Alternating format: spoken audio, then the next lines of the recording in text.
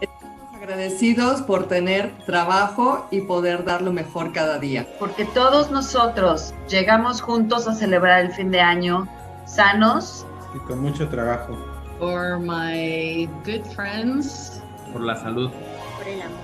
Por el éxito de todos. Por la paz de Dios en mi vida y por mi trabajo. Por trabajar en este gran equipo. En IH Toluca estamos agradecidos por ser parte de esta gran familia, que aún en tiempos difíciles sigue unida y adelante.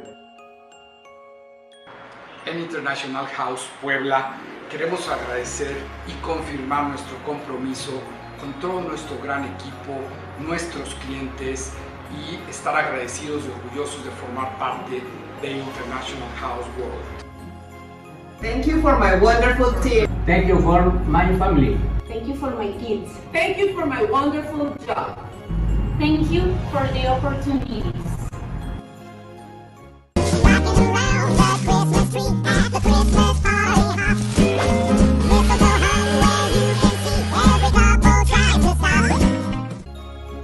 Este año estamos muy agradecidos por la salud de todos nuestros seres queridos, nuestros estudiantes y nuestros colaboradores.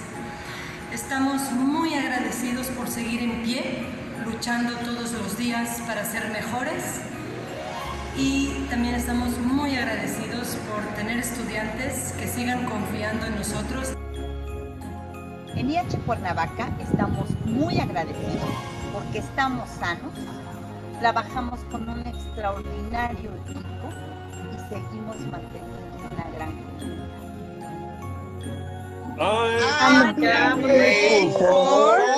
My daughters and my sons.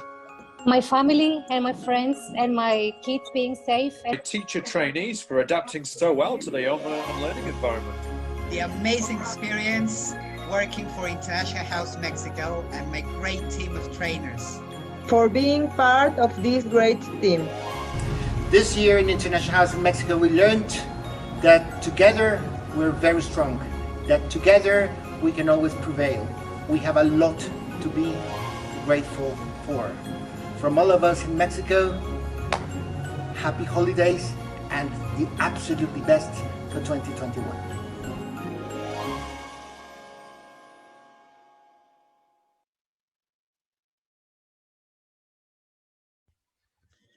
So, hello and welcome and very, very happy, hopefully very soon, happy holidays, right? Today, we just want to start the webinar here, guys, just to, with that wonderful, happy holidays message, because we are very, very, very rapidly approaching the holidays. We are very rapidly approaching December holidays. And we are going to be, moving on to next year, right, to 2021. And we know everybody here, at IH, the IH International House Mexico and International House University family, we know that it's been quite a ride this year. It's been quite challenging, but if we stay together, if we stick together, we can do wonderful things together. So. Thank you guys for being here today. I see quite a few familiar names in the chat. People are saying Yvonne. Hello, Yvonne. Hello, Adriana. Hello, Marister. So hello, everyone. We have so many people joining us for our webinar today. And just like I said at the start of the webinar, happy holidays moving on to December. And today, if you don't know me already, my name is, maybe that's where I should have started. My name is Orlando Delgamata, and I'm the Director of Teacher Training Operations at International House University. I'm here delighted to be here with you today to inspire you, to give you new ideas, for like all of this current situation that everybody's going through, and this new reality. However long this reality might be, we don't know. Hi, Armando. Hi, Amando. Sorry. Hi, David. People are saying hi in the chat box. And anyway, so welcome, guys, to our second webinar in the academic webinar series of the day, you know, at the International House University. And today I have the pleasure of introducing you to one of my good friends, you know, in the ELT world, you know, who I think is a great trainer. This is Ricardo Fajardo. Ricardo Fajardo, maybe some of you, hi, Mariana. Mariana is saying hi in the chat to myself and Richard and Heidi. Hi, Karina as well. Heidi. So Ricardo Fajardo, you know, he's been with us at International House University now for quite some time, I think, longer than he would like to share with you guys, you know. So but he's been with us, you know, for quite some time. I think probably now more than 15 years or so. You know, the world was here and it was all already when he was on planet Earth already. So he's been with us for you know, quite some time, and he's also, more importantly, you know, something about his professional background. He's a CELTA trainer, a Delta tutor. He's also a CELTA assessor, you know, traveling. Well, maybe not traveling right now because of the pandemic, but in the past, when people could get on planes and travel, he would get on planes and travel around the world to different locations to assess other Cambridge centers, you know, running their Cambridge programs. He's also an IELTS examiner. He loves talking about phonology. And grammar, you know, he's quite a fan of that area as well. And today, I'm having the pleasure of introducing you guys to Ricardo, and Ricardo is going to tell you a bit more about what the topic of the session for today is. So Ricardo, you know, feel free to say hi to the audience. I'm just going to step back and let you enjoy his company. And also remember that we are running this series of webinars to help you, you know, get through the current situation, just to, you know, and also just because it's super nice, you know, just to be with you every Thursday. Well, not every Thursday, but every 2 Thursdays, to be with you and just to be sharing this space with you guys, right? It's wonderful to have so many people from very different locations. Remember that Ricardo is going to be super nice to stay after his talk to answer any questions you might have on his session, right? So remember, there's a button, you know, right here on the screen. There's some on the menu right at the bottom. There will be a section labeled Q&A. So if you have any questions, just feel free to go to that section and start writing your questions as you go through the session, because Ricardo is going to stay after the session to answer all the questions. So if there's anything that he discusses and maybe you would like to get some more clarification on, or maybe you would like to ask him a specific question on, go to that section and we'll spend 10 minutes at the end of his talk to answer those questions. Okay, so thank you guys, and the floor is yours, Ricardo, right? So all yours. I'm just gonna step back and enjoy your talk. So thank you guys. Thank you very much, Orlando. Let me just share my screen just to make sure that everything is working well. And okay, all right. Okay, so hello everybody. Yes, first of all, thank you very much for joining us. And yes, thank you very much for the invitation, Orlando and International House University. As Orlando was saying, I've been here for a while now. Yes, definitely longer than I would like to admit. Yeah, to be very fair, I think it's like 14 years, but I might be totally wrong, actually. Yeah, so welcome. Thank you very much for making the time for this, guys. I mean, I think that we are in a moment in which we need to share more than ever. I think that we need to try and actually, you know, like help each other. Yes, like create a kind of a stronger bond. Yes, like bond with our fellow teachers, because we all need help, especially now working and learning actually, yes, to work online. And today, that's why we have, yes, this presentation, yes, roles of the teacher, especially online. Obviously, some of these roles, you might want to actually transfer some of the ideas to face-to-face environments, but I wanted to focus a little bit more of online roles, I mean, due to the present situation that we are all going through, guys. But something important, guys, is that this is not going to be just me like saying everything. I would be expecting some participation from you guys. So at some point, I'm going to be asking you to write ideas, write suggestions in the chat box, and I will be reading those out loud and reacting to what you are actually saying and thinking. That's kind of more communicative, it's more interactive. Yes, I don't want you to be kind of just listening to me for 45 minutes to an hour and not having a possibility, yes, to collaborate, because this is all participative, this is all collaborative work, guys. Okay, without any further ado, let's start with this. So the topic, as I said, is roles of the teacher online. And this is what I was saying to you guys. These are some tasks that you have to go through as we watch this together, as we talk about this together. I want you to react to what you read and what you watch. So if I'm talking about something, guys, even if I don't ask you to react, maybe type something in the chat box. And again, if I see some comments, I will react to them as well. So try to react. This should be more interactive, yes, than other webinars. And also, this is a time for, guys, self-evaluation. We need to constantly self-evaluate where we are, what we have to learn. So as I am discussing things, I would like you to identify which areas, which roles of the ones that I will be referring to, you perceive yourself as your own strengths. I'm sure that we have a good number of strengths already, but also I would like you to identify which areas, which roles from those that I will be referring to, you perceive as your own areas to improve. And that's very important. Obviously, all of these seminars are an invitation for all of us to improve, yes, our already good work. Yes, maybe we're actually doing a very good work, but yes, definitely we need to improve it, because everything is improvable, yes, and we can actually find an opportunity to do it.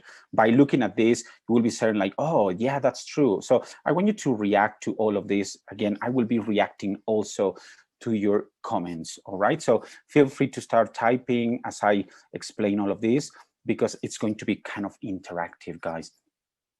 Alrighty, so let's start. And first of all, I want you to start thinking about roles as such. We have plenty types of roles, yes, and maybe those people that have taken some teacher training courses, yes, when you see the word roles, immediately you start thinking about some common terminology. So this is exactly what I would like you to start thinking about, guys. So which types of roles can you think about? Yeah, so like we see different roles there in the picture, the image that I inserted over there, but what roles are you already familiar with before actually I start, talking about, yes, different kinds of roles, but which one are you familiar with? Let's start with that, guys. So I would like you to type on the chat box immediately, like, what kinds of roles are you already familiar with? So for example, we normally take the role of the manager, yeah, because basically we want to control the situation in our classes. We give instructions in our classes. So that's a very common role that we take. Yeah, thank you very much. People start typing. Yeah, I see some that are monitor. Definitely, we need to constantly monitor our students. Yeah, definitely. Yes, some people write motivator. Oh my God, yes. Especially now, I think that we need to take that role a little bit more seriously, because teaching online is definitely more demanding attention span wise. Yes, we need to keep, the attention of our, students, and that's definitely a little bit harder. Adriana says modeling. Yes, sometimes we need to model the language. Yes, we would like to maybe, yes, repeat some information to them so they understand. Yes, guide. I really like that from Sergio and Wendy. Yes, we need to be a guide all the time. So we have plenty of actually roles that we can take into consideration when teaching, guys. Yes, and when I was preparing this presentation, this talk to you guys, I encountered like so many.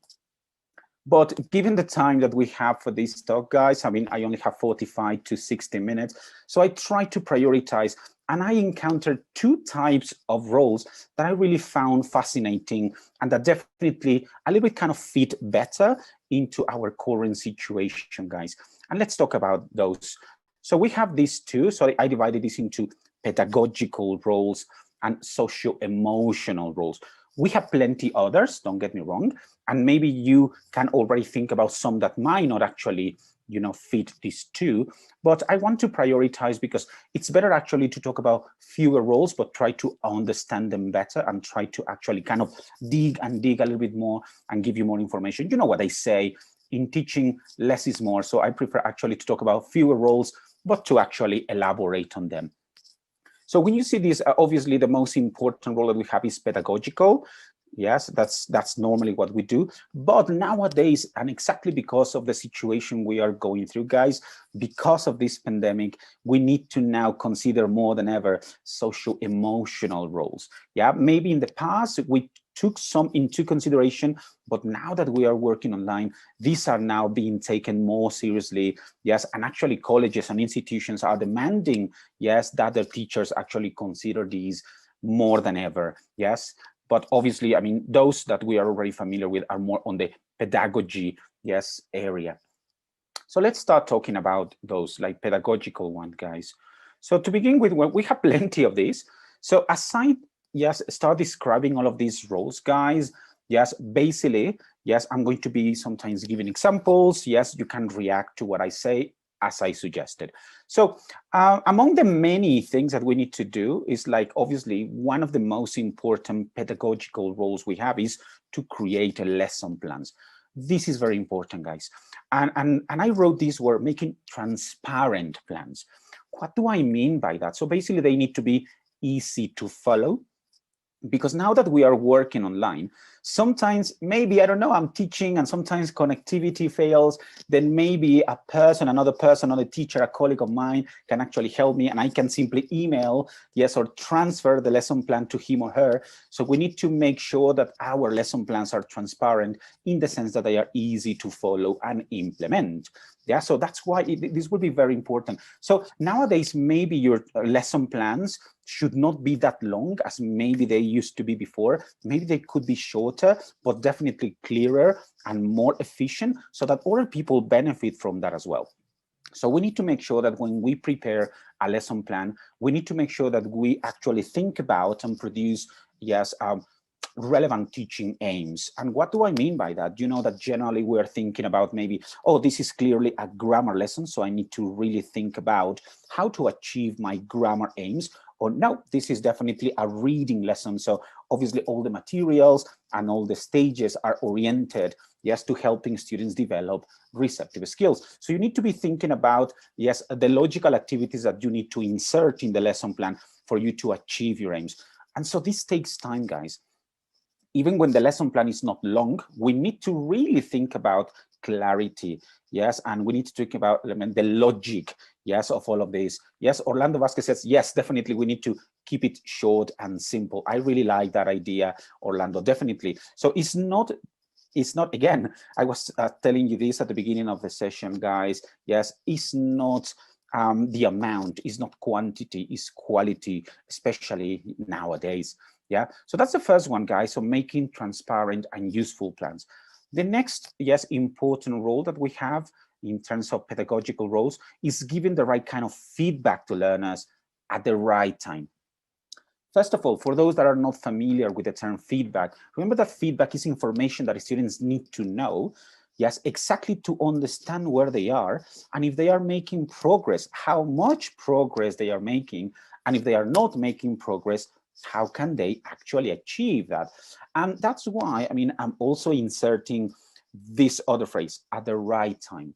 But then that's a question that I have for you. When is the right time to give our students feedback? What are some ideas, guys? Because obviously they need to receive feedback. They need to know how they are doing in different moments in every lesson.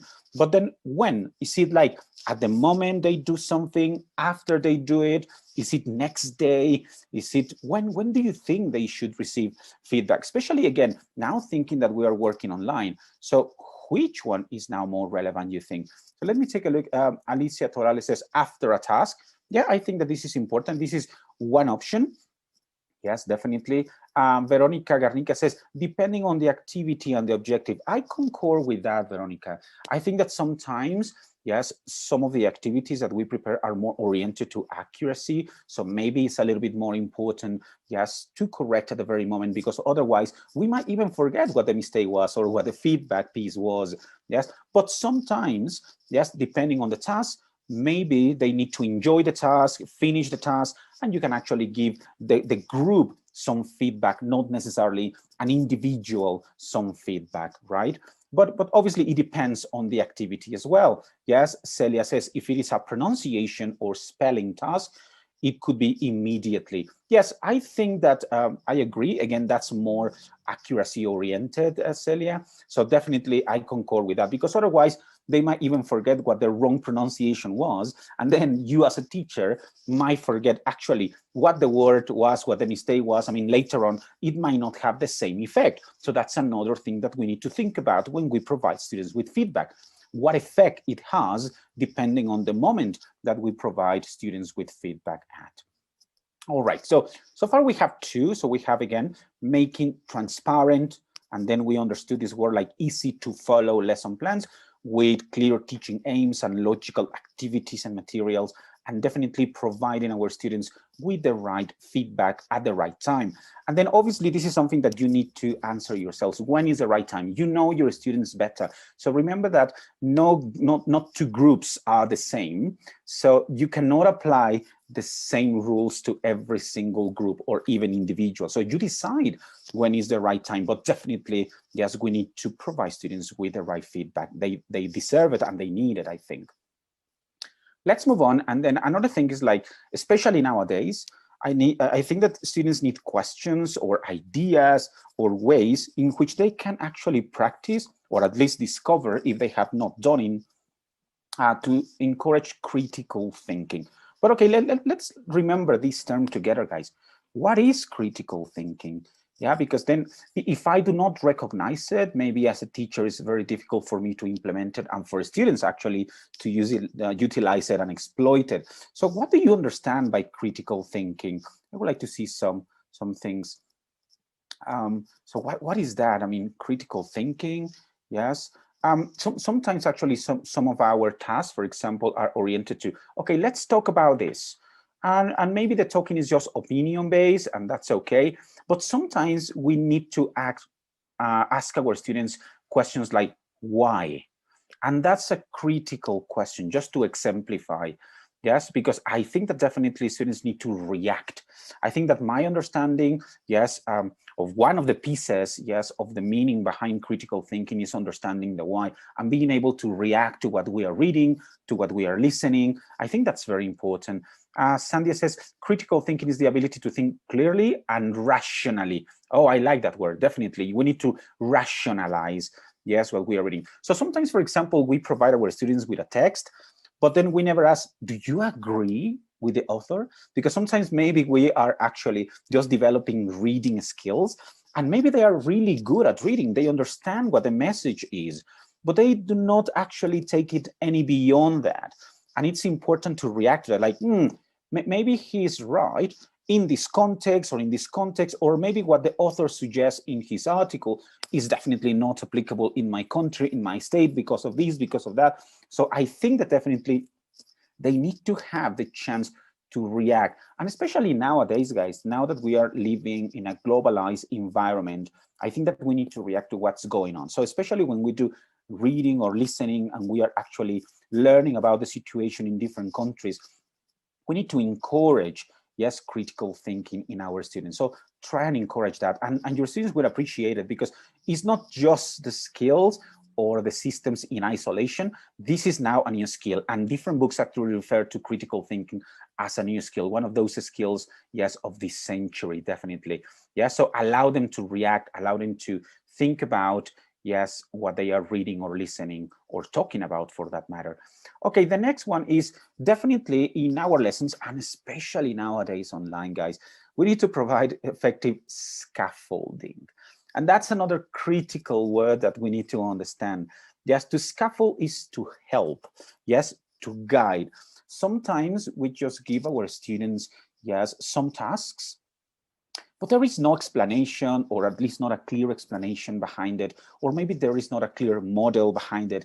And sometimes our students might make a mistake or two, and sometimes it's kind of mistakes that we can avoid yes, from the very beginning, because if we provide a clear example, if we provide them with maybe language they can use for the activity, I'm sure they will actually do the activity much better. But scaffolding is a decision that every single teacher is responsible for. Yes. So for example, if somebody says, okay, now let's talk about your last holidays. Let's remember that when we refer to the past, we use the verbs in simple past. Be careful with the regular verbs. You can use the following verbs. These are some of the expressions. Example, last holidays, I went and visited my mother and I had a great time. So that's kind of a mini example of what scaffolding is all about. So we need to give them examples. We need to provide them with the right guidance. And as far as I remember, guys, when I asked about the roles that you were familiar with, you said that a guide is a very important role. Yes. So this is one of those moments in our lessons when we need to take that role. We need to be a guide. Yes, when we provide scaffolding for our students. So they can actually do sometimes better than what they are doing right now, or they can do better than we imagine they can by providing the right scaffolding. So again, so maybe a synonymous word of a scaffolding is guide plus example, right? So that's going to be a good, yes, word to memorize or to associate with this. Yes, we need to actually provide appropriate scaffolding. All right, let's move on. We have a lot of roles to think about, guys. Another thing that now that we are working online, guys, I mean, our students are posting a lot of maybe information or posting tasks or posting maybe pieces of homework, yes, and sometimes they need to summarize, yes, key content. Sometimes, I mean, in some of the activities that they do, they have to actually read, yes, their peers' post, and they need to react to that. So maybe a good activity that you can do online with your students, obviously depending on the level that you are teaching at, yes, is to help them summarize, yes, to help them identify the main ideas, yes, from what they are writing and also from what their peers are writing. Because sometimes, and again, I insist on this, is not quantity, is quality. Yeah, so basically they can actually detect very good ideas from their peers, and then they can actually internalize them better, as opposed to reading, yes, a lot of information. If they learn to summarize, yes, then later on they will just take a look at those summaries, and it will be easier for them, yes, to recycle information, yes, to study maybe for an exam, yes, and it will be easier to access information. So that's something that we need to help them do. Yes, if they don't know how to do it, maybe you can actually provide them with an example. You can summarize, yes, some content, yes, maybe from a series of tasks that they actually did. So they see an example, yes, and then they can take it from there. Another important thing nowadays, especially nowadays, is to avoid overcorrection. You know, as teachers, we love to correct. I think that in the past, I was one of those teachers that corrected every single mistake that I encounter, both verbally and written, yes, errors, because I thought that I was actually correct. But to be honest, sometimes now that I have more experience, I discover that overcorrection could actually be counterproductive, guys. The more sometimes we correct, again, it depends on the individual, but the more we correct, sometimes students get a little bit demotivated. So yes, it's important to correct, but we need to learn actually, yes, to visualize how serious a mistake is, and then decide at the moment, is like, is this too serious to actually correct it? Do I understand the message without correcting this? Yes. And then the key question is, how is my student going to feel if I correct this, especially right now? So basically, I mean, you need to think about all of that. And especially now online, we would like everything sometimes to be perfect, because we actually assume that students have more resources online. And that's true. But also it means, yes, that there is more information to digest. And so it's easier actually just to make mistakes because there is more to work with. So that's those are considerations that we need to think about, guys. Yeah. So think about that. So I would like to see your reactions to this, guys. Are you a person who, I don't know, tend to overcorrect? Do you ever correct? Do you maybe prefer not to correct? Yes, I would like to see what you are doing, yes, at the moment. Because again, what we do, what we decide to do depends entirely, yes, on our context, guys. So maybe you are working with kids, and definitely it's not a good idea to correct kids too much, because they learn by playing, they have a different nature. But if we are working with adolescents or adults, maybe we are actually correcting, but maybe we are overcorrecting. So I would like to see some of your reactions to this in the chat box, right? Eric says, it's better to let students produce and not overcorrect. Yes, I think that this is important, Eric. I think that definitely, I mean, we need to first give students some confidence. They need to develop some fluency levels, and then maybe we can correct. I think that there are moments for everything in our lessons, guys. I mean, sometimes it's just a moment to enjoy the activity, and sometimes even when they make mistakes, I understand the message across. So there is no maybe need to correct if everyone understood ideas clearly. So there are moments, and you need to prioritize those very clearly in your heads. That can actually be some of those objectives or aims that you decide when you prepare your lesson plans, guys. So maybe when you think like, okay, today I'm going to do a speaking lesson, so I'm not going to prioritize accuracy today. I want my students to enjoy the lesson today, so I will be focusing more on communicative ideas, yes, clear ideas, more than correct or accurate ideas. So that's something that you can definitely decide yourself, guys. Daniel says, overcorrection discourages some students. Yeah, definitely. Again, it depends on the students. Actually, some students get stronger when you criticize them, but it's not definitely the norm. Yes, more often than not, is actually the reaction is normally to demotivate as opposed to motivate. But some students are like, I made a mistake, so I'm going to make it better, and I'm going to actually improve this and improve that. So sometimes some people actually react differently, yes, to this. But generally speaking, yes, we can actually avoid overcorrection. Hades says, pronunciation is generally ignored when a debate is on, but when the idea is to use phonology correctly, it must be corrected. Yes, again, Heidi, I insist, it depends on what the purpose of the activity is. If the purpose is accuracy, then definitely we need to correct almost immediately, right? Yes. Okay, Raul says, at the end of an activity, general corrections are better. I think so too, Raul. And sometimes when we correct at the end, actually we avoid putting students on the spotlight, and then we like correct to the whole group, yes, so to speak. So it's like actually they benefit more from that, as opposed to, hey, you actually said this and it's wrong. Like, okay, guys, I heard these ideas. We can actually improve them. Let's do so together. And it's kind of more, integrative, yes, a task than individualized, correction. Okay, so let's actually move on. So good ideas, guys. Thank you very much for reacting to that. We have more in terms of this pedagogical role, guys. We still have some mini roles that we need to consider, guys. Let's take a look at the last 3. I actually encountered like 20, but I summarized this actually into only 9, the 9 that actually repeated a lot, yes, from the many sources that I consulted. Okay, let's take a look at the next one. So we have number 7 here, promoting learners' self-confidence by expressing themselves. Wow, this is so important, guys. I mean, face-to-face, sometimes some people actually, tended to hide a little bit. Now online, people hide a lot. So we need to promote self-confidence. And the very number 1 step, yes, towards it, I think, is by allowing themselves, but allowing students to express their ideas, to express feelings, to express emotions. I think that's important, because that's going to actually encourage them to feel better and to boost their confidence. And this is something that I would like you to react to, guys, before I move to number 8 in there. So what activities have you tried, or maybe icebreakers that you have actually done or tried before, that you think help your students improve their self-confidence, right? So have you actually tried any specific activity? Yes, or do you do anything that we maybe all might benefit from? So I would like to see your reaction to this. Aurelio says you need to elicit from them to enjoy the class. Definitely, that's a way to improve confidence. Yes. Yes, Adriana says, I've observed that some teachers do not correct at all, and they just say, very good. Again, I don't like using words like right or wrong, Adriana. I think that in their context, maybe that's correct. I think that at some point we need to correct, yes, but I think that it's very important actually to say very good, to recognize, yes, the efforts that they are making. And that's another way of improving their self-confidence.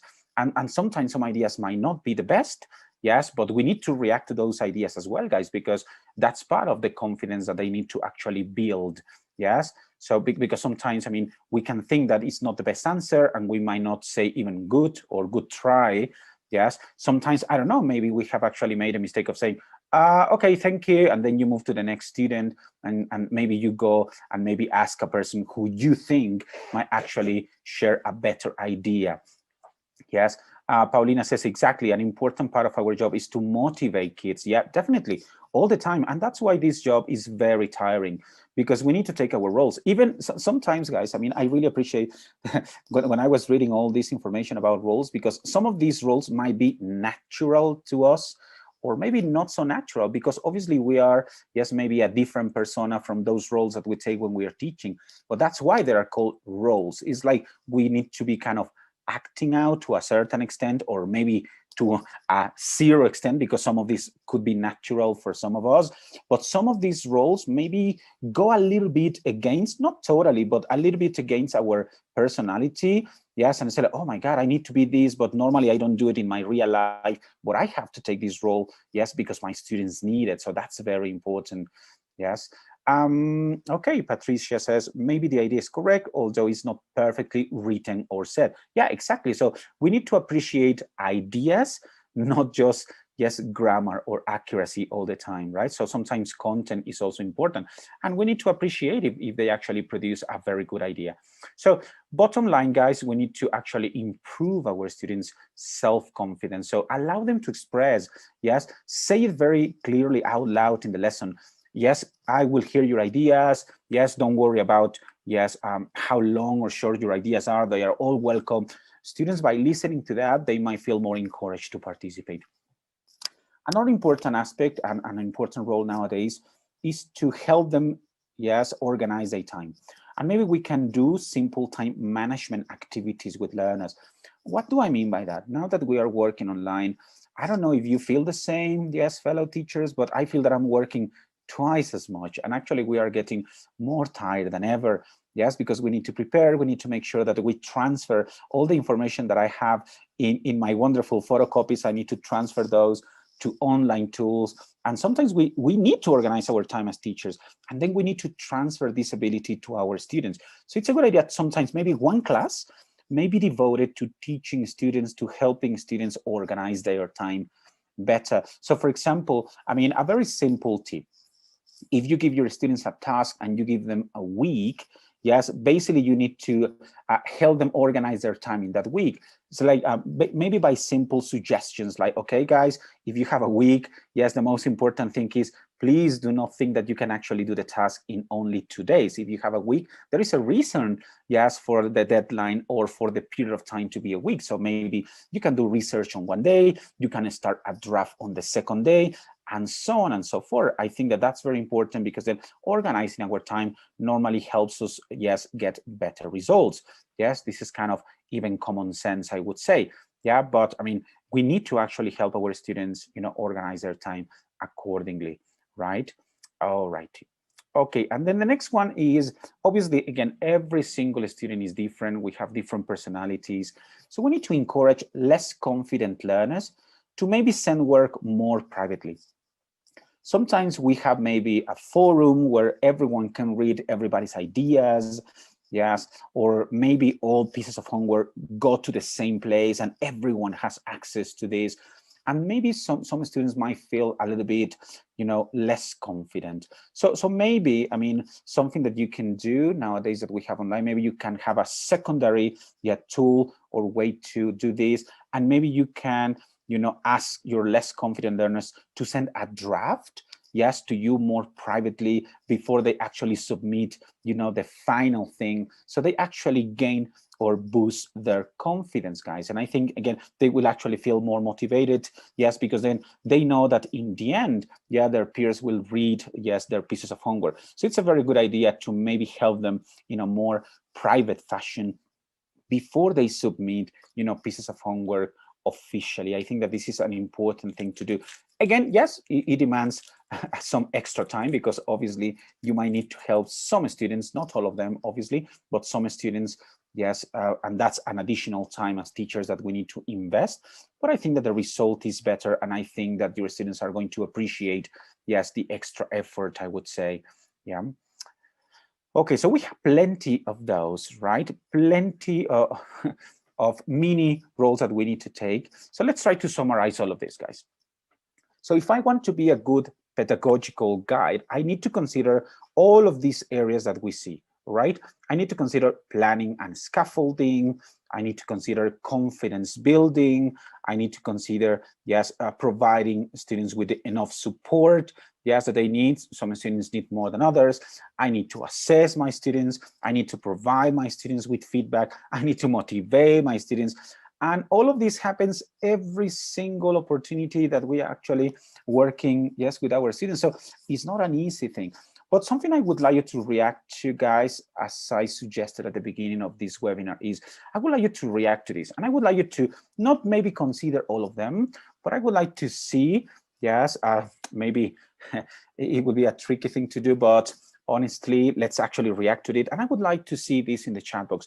Which one or two, maximum two, you see as your own strengths, and which one or two you think you still need to develop? Yes, I would like to see some reactions to this. So immediately when you see these mini roles, which do you say, oh, I think that definitely my motivating skills are very high. Yes, I'm always making my students laugh. I always make jokes. I always allow them to participate. So I'm a good motivator. But maybe you say, but you know what? Sometimes I do not assess, I do not evaluate them very constantly, so they need more feedback from me. So definitely I need to organize my time better, yes, to provide my students maybe with more feedback, right? So how do you see yourselves at this moment? Yes, I would like to see some of your reactions to this. So which are your main strengths, and which are areas that you think you can actually, you know, you can improve or work on? Yes. Some people say motivation. Yes, well, motivation is definitely an important thing. I would say is one of the most important roles that we need to take, guys.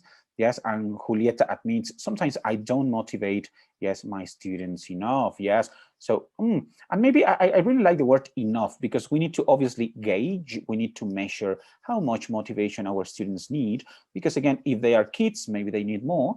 If they are adults, maybe they need less motivation, because it's just a different nature and different context, right? Maria del Pilar says, I'm a good planner and provide scaffolding, but I think I can improve assessing them. Yeah, thank you very much, Maria. So yes, I mean, it's important to recognize where we are, guys, because that's a starting point to improving as a teacher. Yes, to recognize these areas that maybe are not complete weaknesses, but maybe they are simply not as strong and as those areas that maybe we normally, yes, cater to more often than not. Yes, Mercedes says, I'm a good motivator. I'm very patient. I can improve assessing and giving feedback. Yeah, it's a common area, Mercedes. Thank you very much for reacting to this. Yes, Veronica says, strengths, motivating skills, and confidence building. Excellent. Weaknesses, assessing. Oh, I see that this is kind of repeating, guys. So I think that we need to assess, we need to evaluate our students much more, to providing maybe with sufficient, yes, feedback. So I see this recurring comment. Yeah, it's good to recognize it. Then it's good that then we need to seek, yes, for opportunities to improve those areas. Thank you very much for that. Okay, let's continue, guys. So this was all the pedagogical areas definitely that we can consider. So let's move on.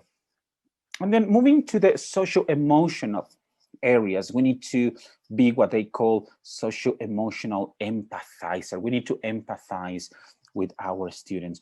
How do we do that? Yes, basically we need to make sure that we really put ourselves in their shoes. Sometimes we don't really understand the situation that they are going through. I mean, all of us are in the middle of this pandemic situation, guys, but obviously this has different levels of repercussion in their families. Yes, so obviously, I mean, the impact that this has had on different students is different. Yes, so we need to make sure, yes, that we understand this and we simply empathize to begin with their current situation. Yes, maybe a student can do more because he has better connectivity in the place he lives in, as opposed to another, yes, whose connectivity is not as strong because of the area he lives in, but he does his best. So it's something to appreciate, and definitely we need to empathize. So that's the first thing we need to do. I mean, and I'm not even reading that as a role. I think that is kind of common sense at the moment. We need to try to empathize, yes, with our students. Okay. So to try to empathize and actually, help our students emotionally speaking, we need to build an online climate that is conducive to learning. This is very important. The climate, the environment that we create in our classes is definitely important. So I think that elements like, again, respect and understanding need to be encouraged every single class.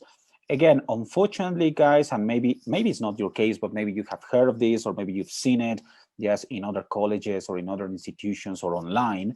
You see that sometimes, people actually, some students, like mock or laugh at the conditions in which other peers or students are actually in, and that's not good. So we need to make sure that there's these levels of respect that we all actually follow, because that's part of creating a climate and environment that then will actually conduce to learning.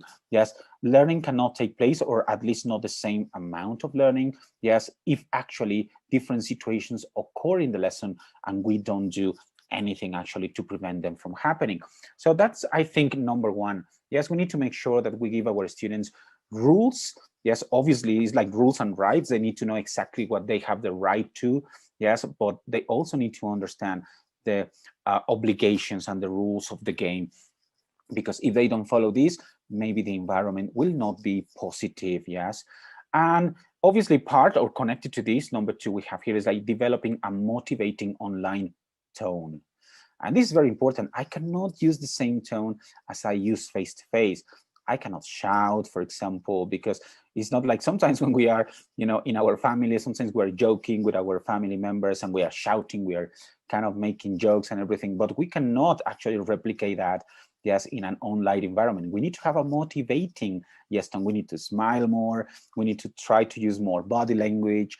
Yes, we need to even articulate better, guys, because believe it or not, sometimes because of connectivity, if you speak fast, yes, maybe your voice is not actually transmitted, yes, as clearly. So obviously you need to modulate your tone of voice, and maybe you need to grade your language. Yes, so you need to always use an inviting tone, a respectful tone. So that's a priority, especially nowadays that we are working online. We need to make sure that students benefit, yes, a lot from our lessons, and our tone is going to be a key, yes, to actually achieving this very important aim. All right, let's continue. Now, we need to have, especially at the beginning of every course, we need to have a very warm welcome message, right, to set the tone. Yes, again, when we start any course, we cannot just take things for granted, guys. I'm not sure if every single student knows each other. Yes, so basically you need to make sure that the environment is nice. Yes, and again, you need to establish the rules of the game. Yes, you need to make everyone feel welcome. Yes, so the first class is an opportunity to create this bond, just between the teacher and the students, and obviously among students themselves, because a warm welcome, a good beginning is going to, I think, encourage, yes, a lot of more participation from students. Yes, and they will definitely, yes, have better results as a consequence. All right, number four, I consider this super important, especially again now online. When we were face-to-face, we had opportunities to socialize kind of more naturally, but now that we are working online, maybe these opportunities have decreased dramatically. So we need to create opportunities for socializing, so let's divide that, and or venting. Yes, so we need to socialize. It's our nature. Human nature is just to talk to others, maybe react to what we are listening to, what we are doing in the classroom. So you need to create opportunities for socializing. Something, for example, that we are doing as part of our courses. This is an idea that we have implemented in our courses at International House University, guys. Like the very first 5 minutes and the last 5 minutes of every class, is for socializing. It's not for talking about the topic of the lesson. It's simply to say, how are you? How was the day? It's an opportunity for me to actually, let me tell you that maybe my day is not going so well, and I need the understanding of other people to feel better. But once that I have socialized in my lesson, yes, basically I feel better actually to benefit from the lesson itself. So I'm not saying you should implement this rule, guys. I mean, definitely it depends on the time that you've got in your classes, but create some opportunities. Maybe one every 3 classes, you can actually just use it as an opportunity simply to socialize. Let's talk about whatever you want. What do you want to talk about, guys, today? Oh, let's talk about this. Yeah, let's talk about it for the next 10 minutes, okay? Let me give you a socializing break, you can call it, if you will. Yes, because nowadays we actually are going through difficult situations. Yes, we are not going out that much. So obviously our levels of stress are increasing. So we need to have opportunities to socialize or to vent. Actually, for me, just to say, yes, what I'm feeling. And maybe I know my peers might not give me the solution or might not have the solution, but I have actually decreased my anxiety levels simply by sharing my feelings. Yes, by sharing how I feel, yes, about this. So definitely we need to react to that. Karina reacted to the previous, yes, comment. It says, yes, this is real. I have to model my voice, and that way my students can understand me better. Yes, I think that this is very important. And okay, guys, so are you doing this, guys? I would like to see your reaction to the last point. Are you giving your students enough time or some chances for socializing or venting? Do you think this is important? Do you think you cannot do it in your context for some reason? I would like to see some reactions to the last point, guys. So I would like to see, yes, what you think about this. So do you do this? Do you give your students opportunities simply to express, their opinions and for socializing purposes? Yes, I will go to the chat box and I will see what you guys think about this. Somebody in International House actually says, yes, every day in the 5 minutes of water break. Okay, yeah, that's good. It's a good opportunity simply to socialize. Excellent. Tanya says it's very important, especially now that everyone is isolated. I concur. Yeah, sometimes just 5 minutes makes a big difference. Yeah, I mean, yes, 5 minutes can actually make the difference between students paying attention to the second half, yes, of the lesson or not sometimes. Martha Lorena says it's important to interact. Yes, it's human nature to interact and to socialize, guys. So create these opportunities, give your students the opportunity to socialize and to say how they are feeling, especially nowadays. Yes. Eric Rubio says, the more you socialize, the better your learning relation with the students. Yeah, normally it happens, definitely. It might not be true in all contexts, but definitely I concur with you. Yes, Heidi Karina says, you definitely know about the tone of your voice when your family start imitating your phrases. Yeah, definitely. Erika says it's very interesting. Yes, Terry, we watched the American football game in class this afternoon. That's good, excellent. So, well, if you have the time to do it, yes, Terry, what can I say? Well done. Yes, sometimes, I don't know, maybe in some colleges that's not authorized, so this might not be applicable to all context again, but if you have the chance, if you have the time, if it doesn't affect achieving your aims of the semester, trimester, bimester, yes, why not? I mean, it's great actually to create a stronger bond, yes, with your students. So I think this is quite important. So thank you very much for the reactions, guys. And let's take a look then at the most important things now. These are a little bit controversial, guys. Yes, number 5. Actually, something that we need to empathize a little bit more is with L1. Sometimes, yes, I mean, this one is like allowing use of L1, L2, or a mix is appropriate. So sometimes we just say, oh, you know what? I only admit, I only listen, I only understand, yes, English. If you talk to me in Spanish, I will pretend I do not understand. And I don't know, I can react to that, guys. Again, it depends on the context, but I would say that if you're really starting, if you have really beginner students, yeah, I think that we should allow them to use Spanish to a certain extent. I'm not suggesting, please don't get my words wrong, I'm not suggesting that the lesson is actually in Spanish, but you can actually establish kind of a percentage.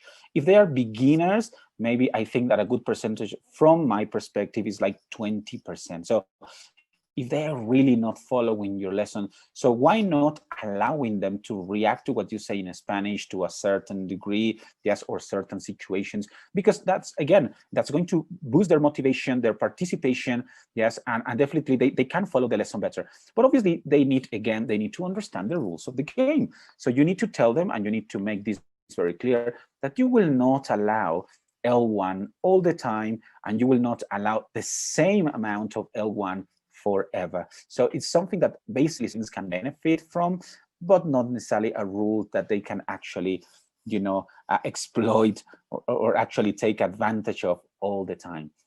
Yes, what do you think, guys? Are you somebody who allows your students to speak in L1, or do you normally kind of say like, no, I prefer everything to be in English, in my context is better? Yes, what do you think about this? I have Pedro saying, this is controversial. Yeah, it is, because we, as teachers, may allow students to use L1, but the coordinators tell a different story. They barely let us or give us permission to use L1 in the class. Yeah, this is something, I concur with you, definitely something that needs to be agreed upon. I'm not saying that you break the rules, because then you're going to be saying, oh yes, I remember I saw this webinar where actually the instructor just was suggesting that we do it. Obviously, I don't want to go against the regulations of your institutions. But again, it's something that helps, and maybe it's something that, I don't know, might be worth considering, or maybe asking for, yes, to your coordinator, maybe for permission, or maybe an agreement in this regard. Yes. Well, it depends. Yeah, Veronica says, no, everything in English because I have advanced levels. Oh, fantastic. Yes, obviously because of the level. Yes, definitely. I concur, Veronica. Yes, if the level is upper intermediate or above, or even, yes, intermediate for that matter, we should not allow, yes, L1 anymore. Excellent. Somebody in the Colegio Interestatal says, depending on the activity. Yeah, definitely. I concur with that too. But more than the activity, I usually think about the level, yes, and the complexity, yes, of tasks in such level, yes.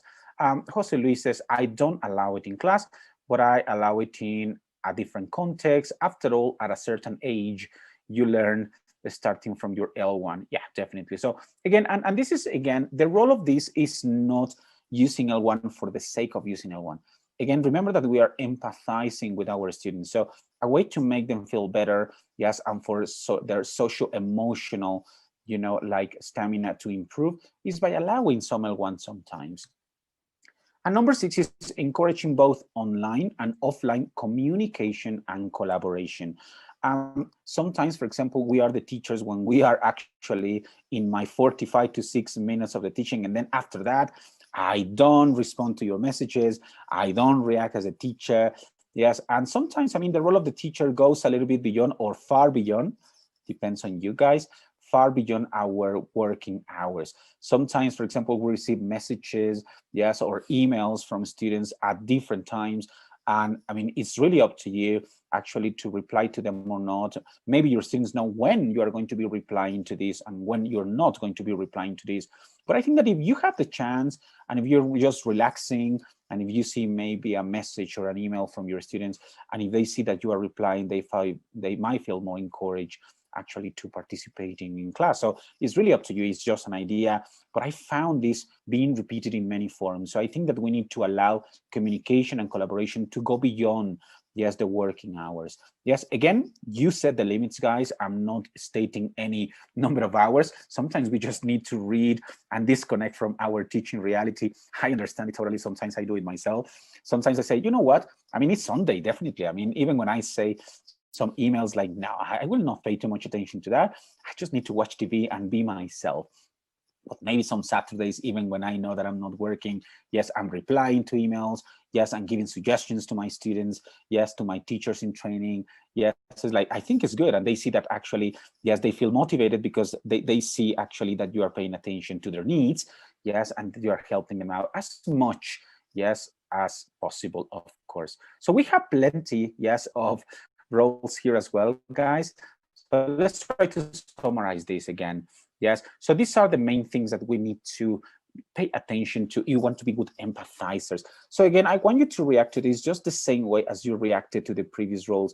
So just for the maybe next 1 or 2 minutes. So which of these you think, consider 1 or 2, yes, you already, yes, see as a strength, and which maybe you need to improve. So in my case, for example, yes, I think that, again, I am very good at motivating my students, yes, but definitely something that I need to create more, yes, in my lessons is this bond. So I can be a better bonder, because I think that my relation with my students is generally okay, but sometimes I don't worry too much about the relation among them.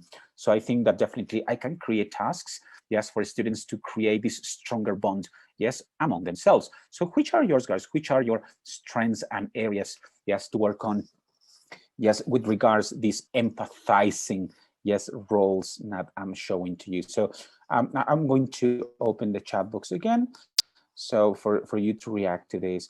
Erika says, pretty important, all these points. Yeah, all these points are important. I think that all of them, you know, are linked together, Erika, and they help each other. I think that they are codependent. I think that when we are working on one or two, in a way we're working on the others, maybe not directly, but indirectly.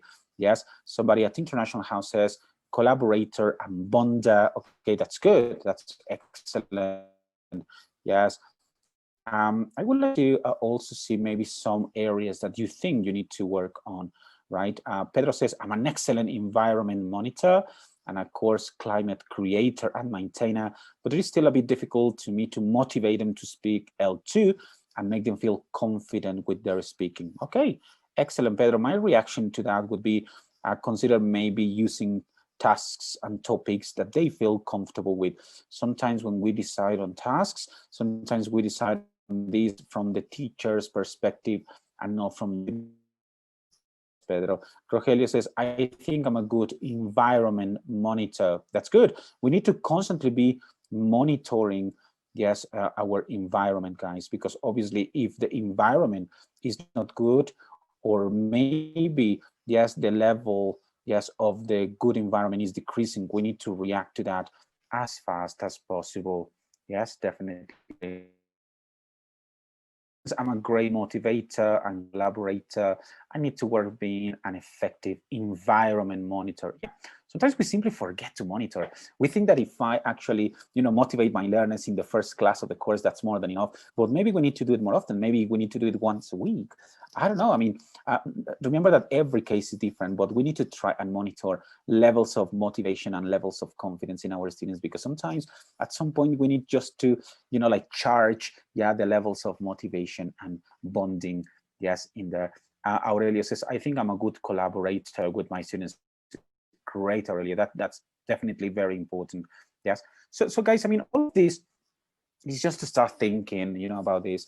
And then one of the many roles that I read when I asked you about this is the role of the facilitator. So like that's a very repeated word and a recurring word whenever we are actually looking for information, yes, about roles. We normally see facilitator.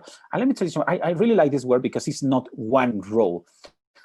Facilitator is one of those magic words in teaching, guys, because it actually involves a lot of roles in one. To facilitate learning means that you make it easier. But if you want to make learning or teaching easier, you need to take a number of other roles.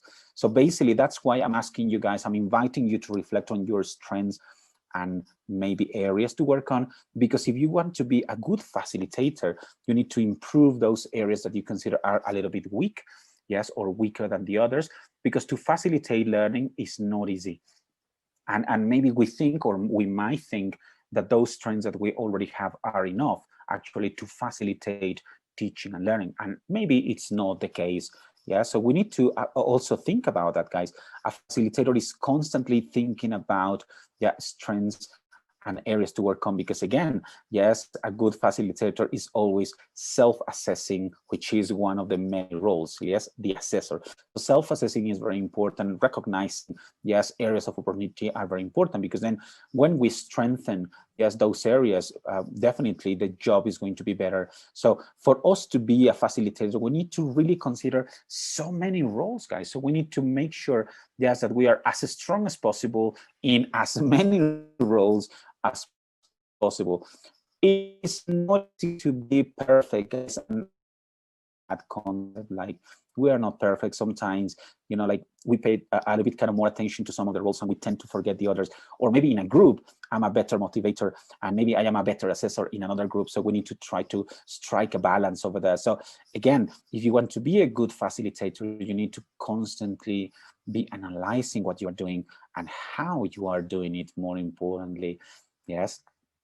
Alicia says, I'm reacting to your comments now, guys.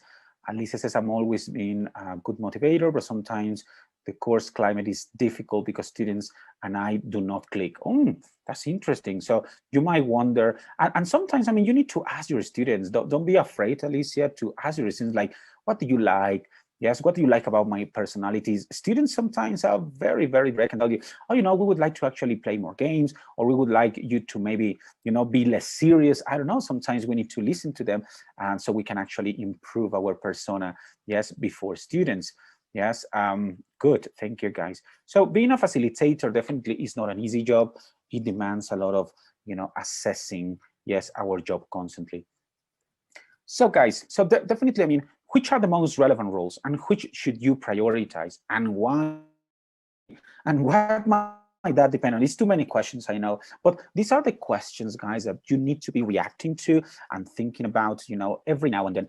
I usually try and do this, yes, at least in the midpoint of our courses and at the end of our courses.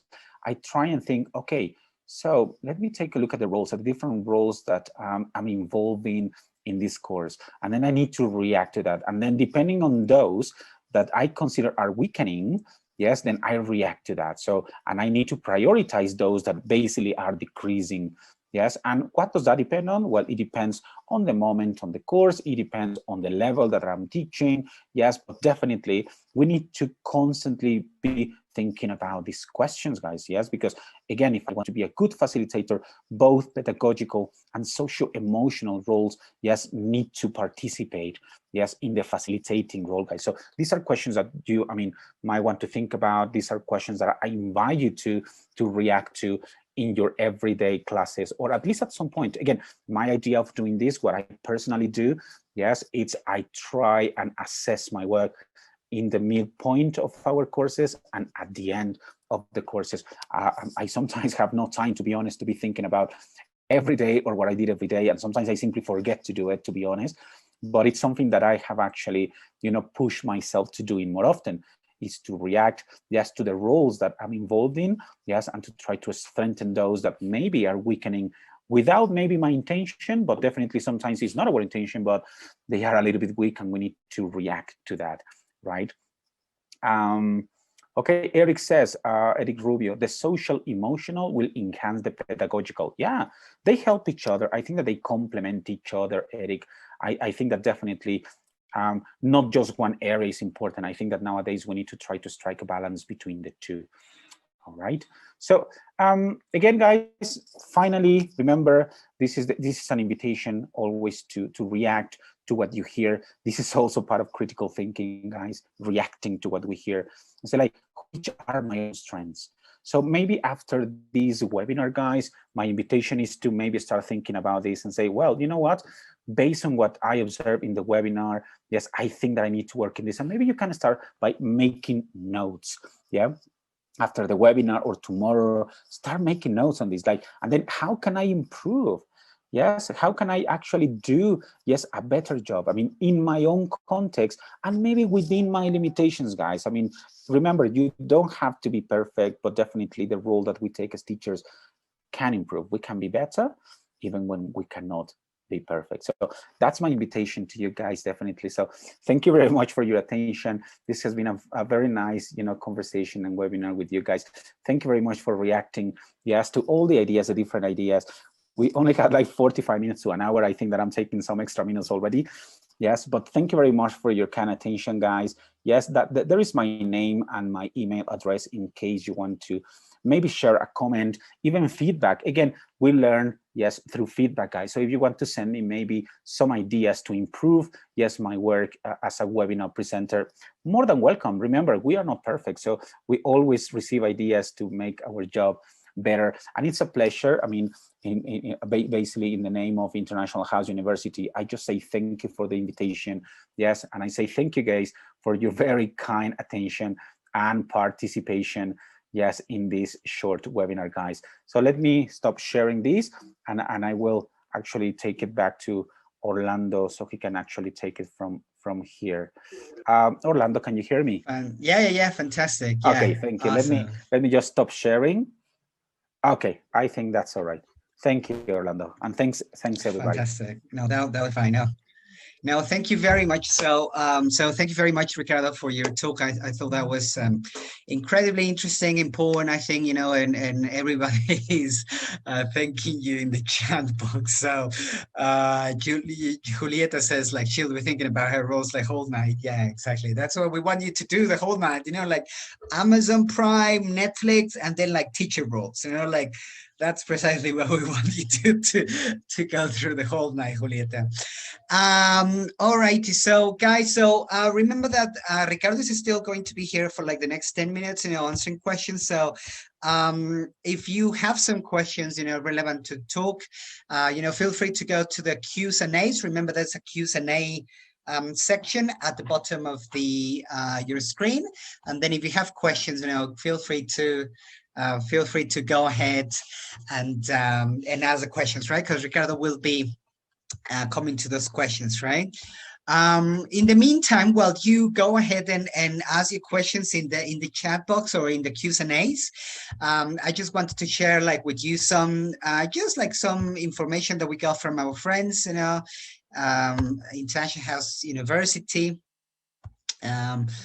In relation to the Black Friday. Yes, exactly, right? Remember that now we're doing Black Friday stuff, right? So everybody, you know, Buen Fin, right?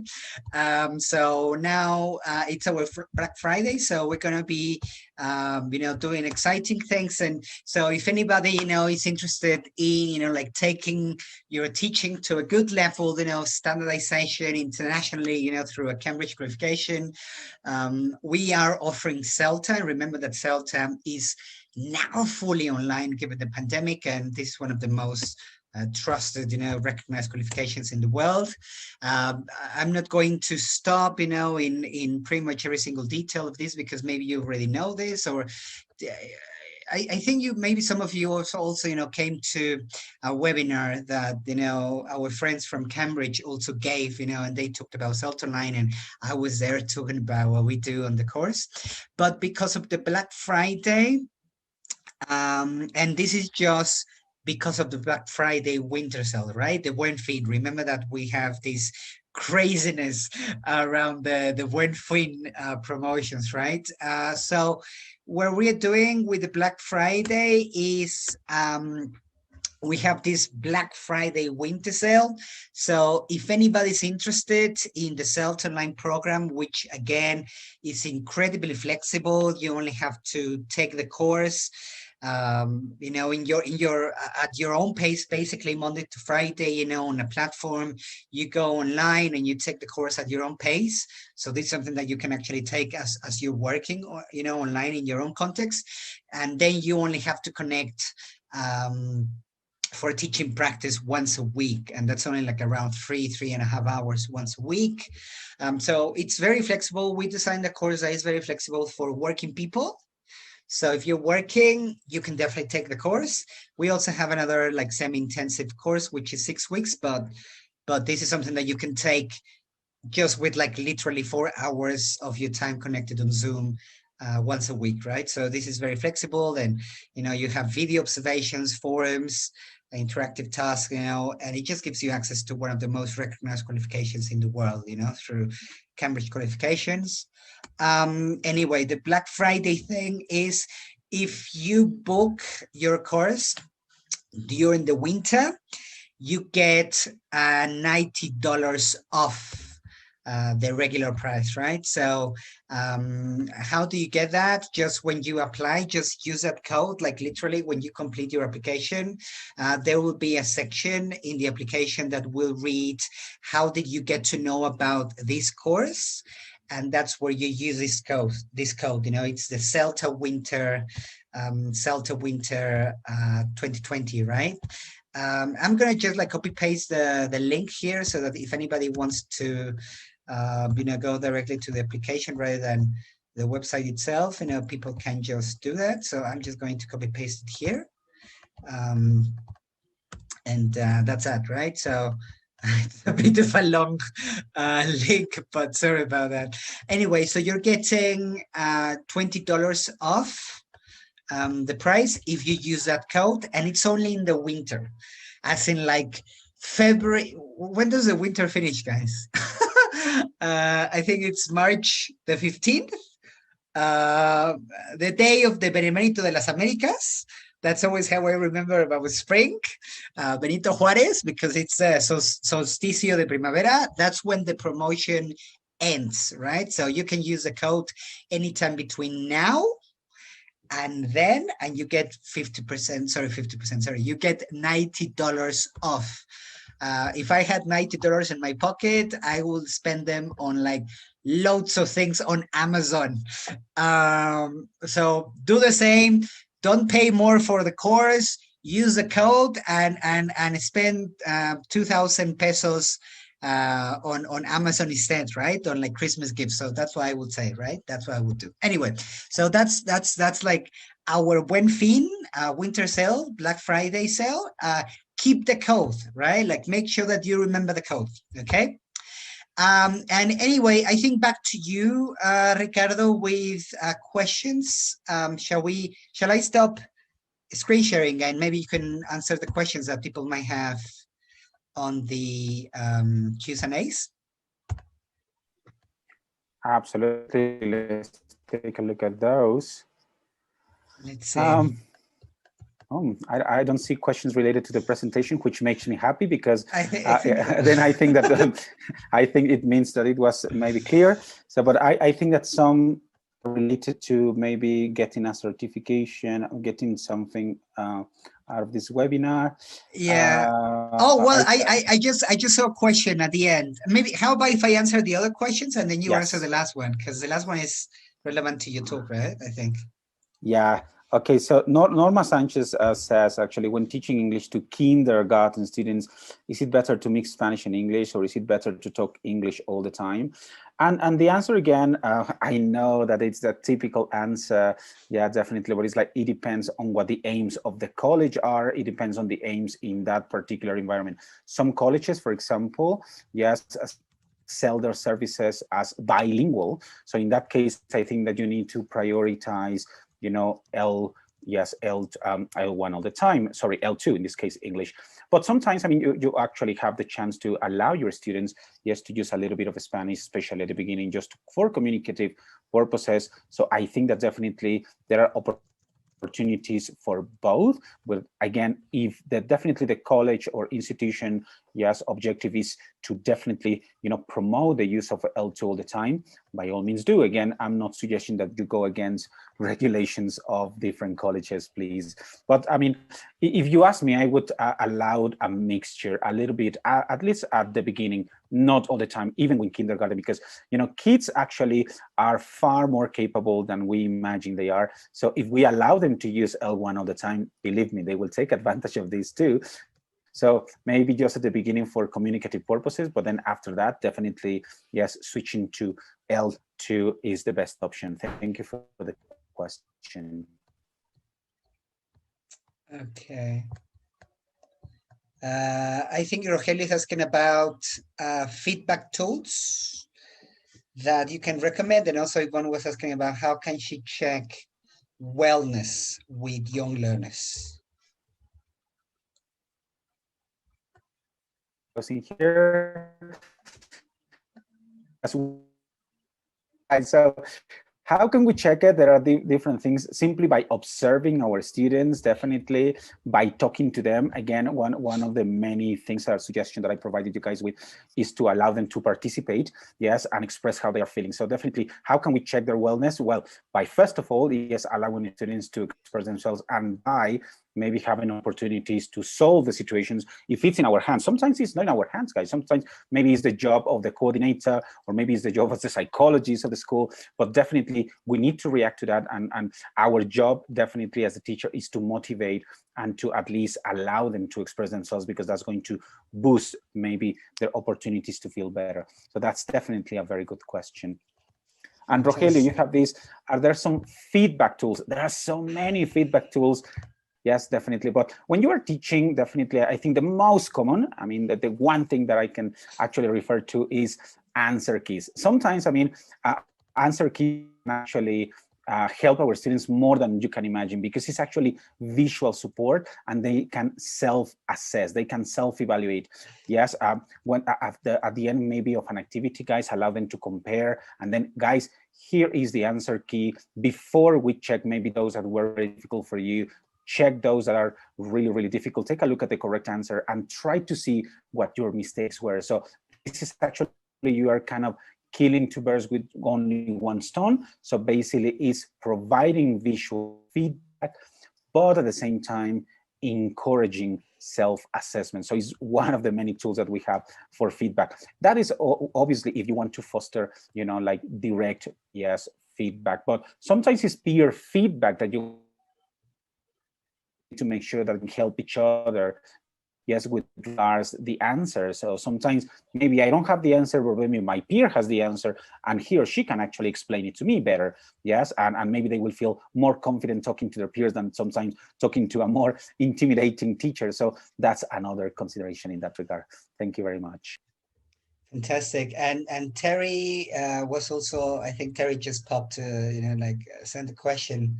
How can assessment get easier, or considerably so easier? That's actually a good question. And again, yes, obviously in the middle of so many things that we have to do online, guys, that's a valid question. And again, if you want to make things easier, yes, you need to think about, first of all, something easy to gauge, easy to assess. Yes, because if you prepare, for example, long exams with 20 questions that nobody's going to read, that nobody's going to mark. So basically, that's my first recommendation. Yes, it's not quantity, it's quality. As opposed to 20 questions, make sure that maybe you cover most of the information in 10. Yes, and also another thing to make things easier, it's obviously how often you do assessment. If you think that you're doing assessment a little bit too often, so maybe you can even decrease, yes, the frequency of this. Maybe you can agree, yes, to this with your students or with your coordinator, and definitely, yes, you can actually do less of this. And this doesn't necessarily mean it will be less effective. It simply means it will be less frequent, but with the same level, or if not more, yes, efficiency as before. Thank you for the question. Fantastic. And I was wondering, Terry also asked an interesting question, and because you know you're an examiner, you have experience with this, Ricardo. Maybe you could give him some suggestions. Oh, Terry just also posted a second question.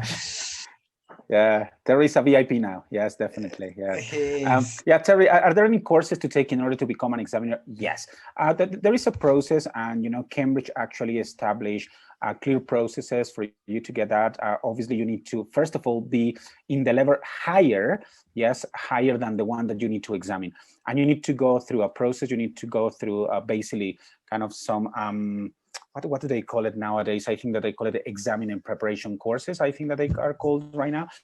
But obviously, you need to go with a school or a college that is validated by the University of Cambridge, because they will give you at the end of the course, and if you get successful, they will give you an examiner number. So basically, you need to go through preparation. But again, step number one definitely is to be at a level higher, yes, level higher than the one that you need to examine.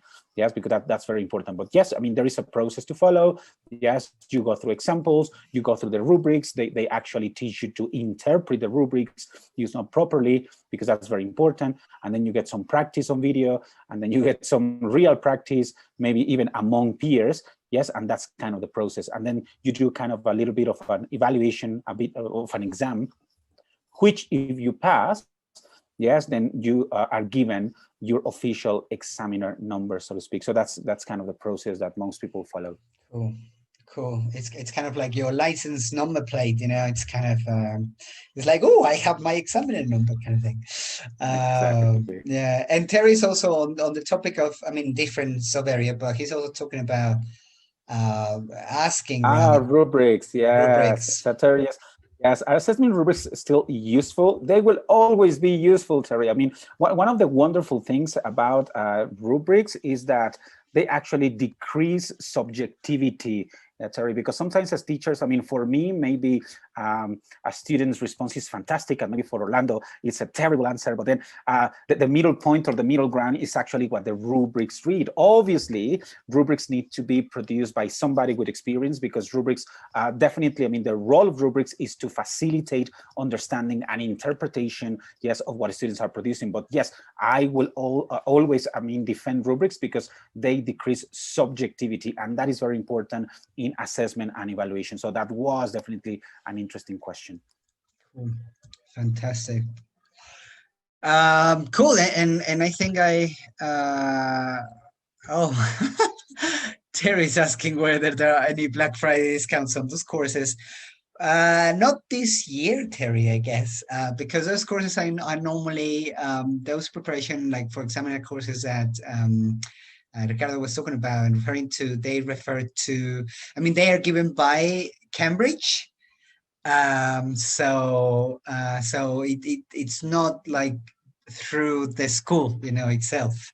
I mean, yes, it's like through the school, but what I mean is they are Cambridge courses, as in like, we are not actually selling those courses. You have to be attached to a center, or, you know, like sought out, you know, or, you know, kind of approached by a center, and then you are invited to those courses, right? So, so that's why you don't get any discounts on those courses, because you don't pay anything for those courses. And you have to be, is that right, Ricardo? Like when you're invited, right, through a center for those? Yes, exactly. So that's why you have to do everything through an authorized center. Yes, exactly. Because it's not that you have to pay, but you need to be eligible to take those preparation courses. I think that's the word I mean, because they actually analyze your background, your experience, and based on that, you receive kind of an invitation to doing that. Yes, and then you don't pay anything, because then that's actually some service and some extra job that you will have to do, and then you will get actually pay for that. You are not paying for that. You will be paid for that once you actually get, you know, authorized by Cambridge. Totally, exactly.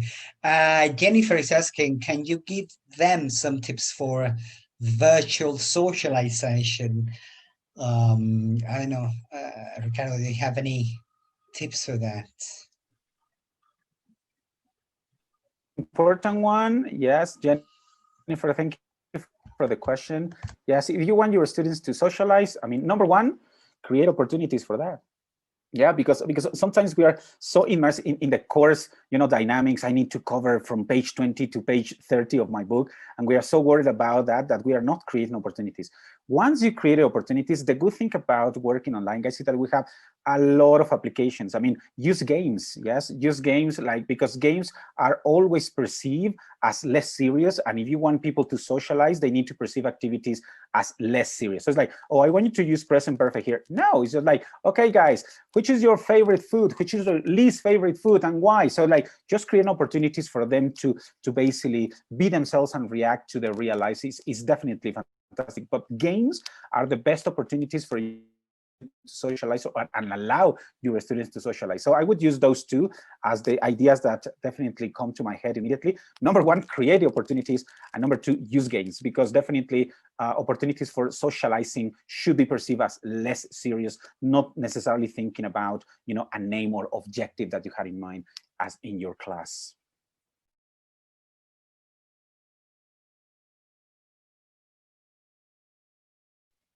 I think you are muted, Orlando. Oh, sorry, I was muted. Sorry, it's an old favorite.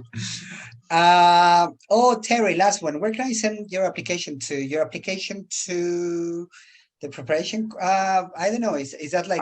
Actually, there is no such thing as an application. That's my understanding. Again, I think that step number one, Terry, if you're, and I think you are genuinely interested. Genuinely interested. Yes, is definitely as your school, if they are kind of linked to a school that actually offers these preparation courses, because You know, for example, we have, yes, our clients of International House University, yes, they have this connection with us, and we can actually see the credential of teachers in the case we are kind of requiring, yes, more examiners for different, you know, examination purposes. So I think that number one, ask your college if you are linked, because definitely you need to be linked to an institution that is validated, yes, by Cambridge, because that's the first step. If you are not, you need to look for one that is, because it's step number one. I mean, unless you, I don't know if this actually applies. I mean, what I would say maybe will sound crazy, but it's not that you will come to International House and knock on the door and say, I want to be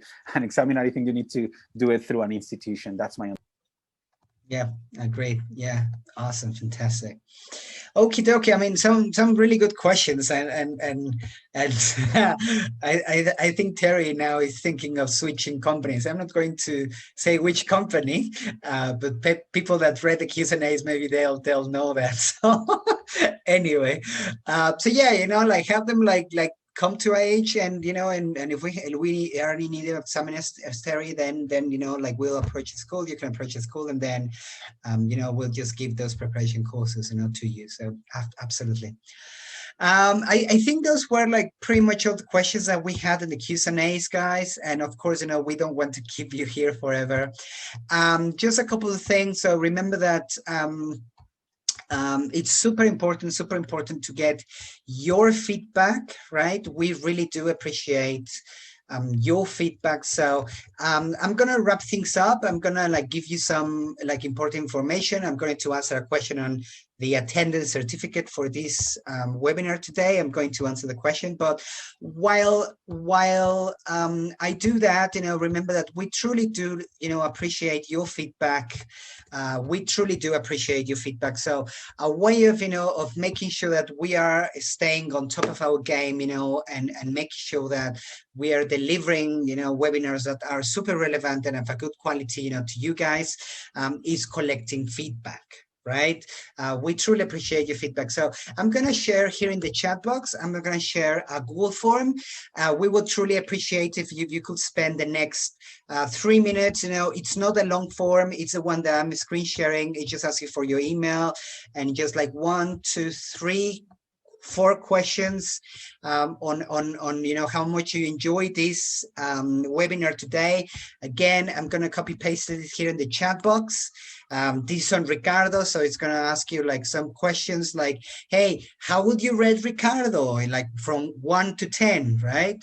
How would you rate the webinar, the content, information, all of that. So, you know, if you could please spend some minutes using that link that I put in the chat box. So go to the link and answer that. We would truly appreciate it. Please answer it now. I think it's easier because it will really help us to collect your thoughts and feedback, right? And while you spend doing that, I'm just going to give you some information. So remember that, you know, people were asking about this again. I think some people were asking me again about this in the chat. I'm gonna also give you the link to the website so that you don't have to go anywhere else. So let me just put the website of the CELTA course. It's this one, and remember that the code is CELTA Winter 2020, right? So keep it in a safe place. It will be valid until mid-March, right? So that's one thing. Also remember that we're running these webinars for you guys so that, you know, we keep you engaged, you know, we keep you interested, you know, in what we're doing at IH, and also more importantly, we keep helping you, right? I think it's really important to help everybody during the pandemic circumstances.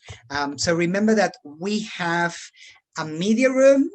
That's a website. That's how you signed up for this webinar today. It's IH Mexico. I'm gonna put the website again. You know, it's the ihmexico.mx/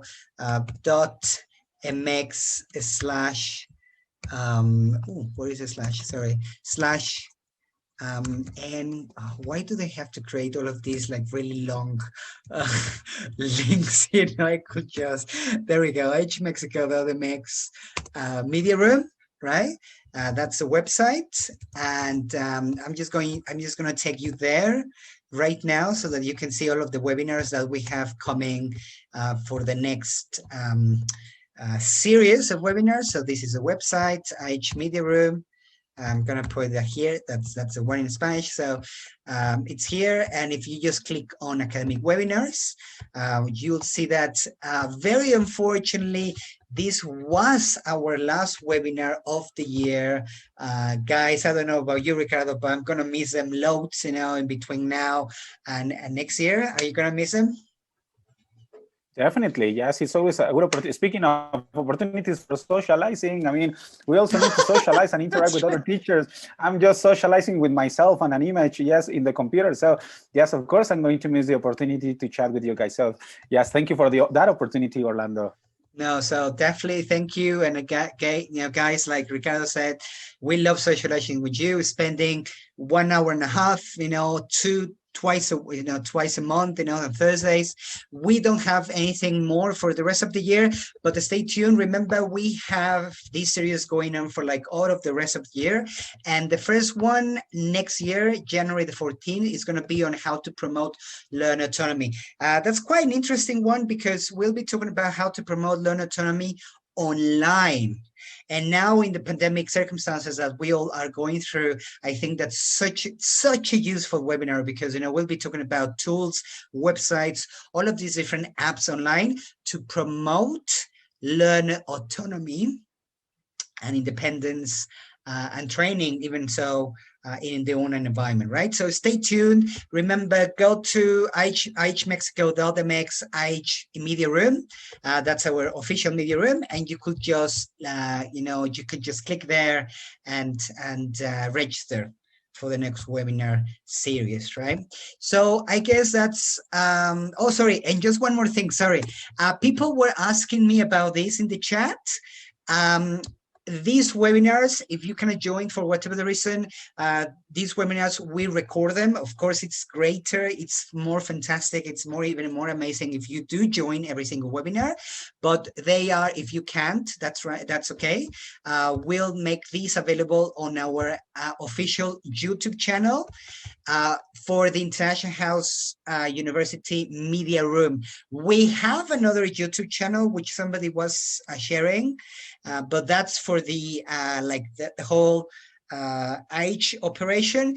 This is exclusively for the IH Media Room, for like all of the webinars that you are registering for, right? So I'm just gonna post the link right there in the chat so that you could see it.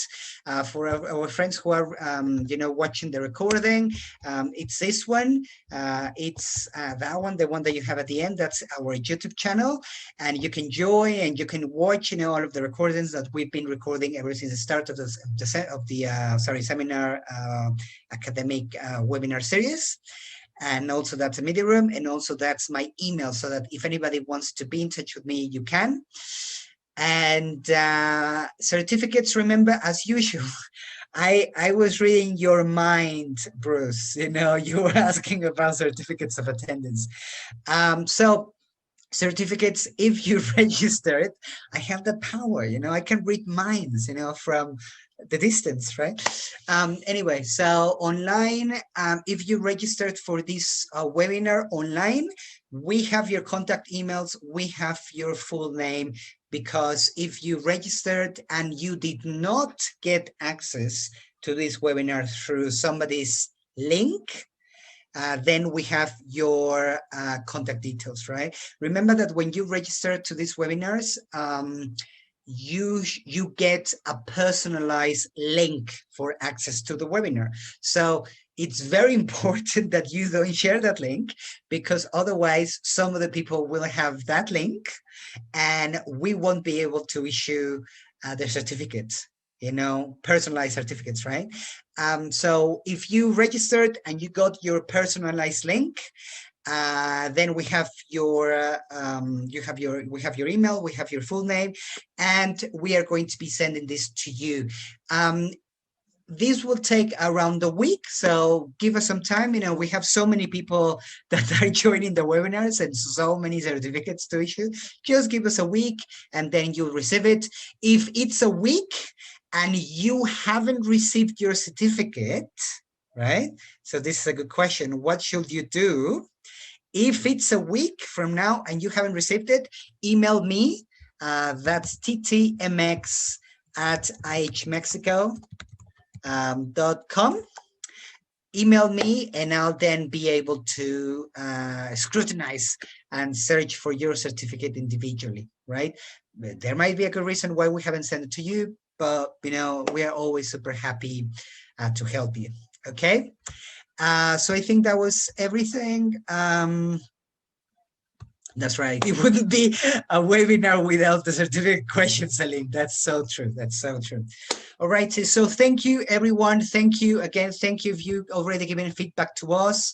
Thank you. We appreciate it. If not, again, you know, please, if you could go to the forum and give us feedback, you know, the Google form, we highly, truly appreciate it. We're always here to help you, to make sure that you are a happy teacher and just simply to socialize and have some fun with you on Thursday afternoons and now evenings, right? So thank you guys. Happy holidays, Merry Christmas, Happy Hanukkah, Happy New Year's Eve, Happy Chinese, whatever New Year's Eve, even if it's not around this holiday time. I don't know. I think what's more important is our health.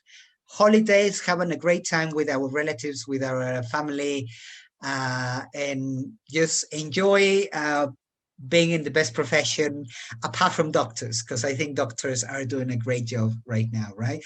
And then after doctors, we come second, all right? So thank you, Ricardo. Any final words?